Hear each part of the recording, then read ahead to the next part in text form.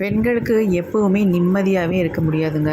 ஏன்னா நம்ம வீடு வாசல் எல்லாம் நம்ம கைப்பட சுத்தபத்தமாக வச்சுக்கிட்டா தான் நமக்கு ஹாப்பியாக இருக்கும். கொஞ்ச நேரம் படுத்துட்டா போதுங்க.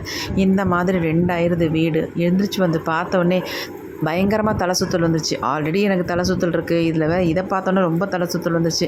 சரி முடிஞ்சதை செய்யலாம் அப்படின்ட்டு எல்லாம் ஃபுல்லாக க்ளீன் பண்ணிட்டேங்க. க்ளீன் பண்ணிவிட்டு சரி அவருக்குன்னு காஃபியை போட்டு கொடுத்துட்டு அப்புக்கும் பால் ஆற்றி கொடுத்துட்டு சரி சைட்லேயே இந்த சிக்கனையும் ரெடி பண்ணிடலாம் அப்படின்ட்டு அடுப்பில் வச்சுட்டு கொஞ்ச நேரத்தில் பார்த்தா நல்ல தண்ணி வந்துருச்சு. அடடா நல்ல தண்ணி வந்துருச்சா, இனிமேல் வேலையை பார்க்கலாம் அப்படின்ட்டு தெம்பு வந்துருச்சுங்க. உடனே ஓடி போய் துணியெல்லாம் வாஷிங் மிஷினில் போட்டு எடுத்து நல்ல தண்ணியிலே அலசி போட்டுடலாம் அப்படின்ட்டு எல்லாம் பண்ணிக்கிட்டு இருந்தேன். துணியெல்லாம் காய போட்டுக்கிட்டு தண்ணி பார்த்தா நிறைய வந்துக்கிட்டு இருந்துச்சு. சரி அப்பூவை கூப்பிட்டுட்டேன், வா அப்போ காரெல்லாம் கழுவிடலாம் அப்படின்ட்டு.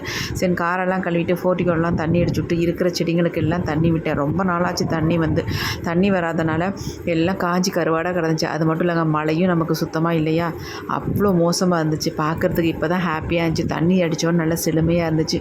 அப்போ இன்னும் 2 ஒரு நாளில் காலேஜ் போயிடுவோம். அதுவே பெரிய சங்கடம்.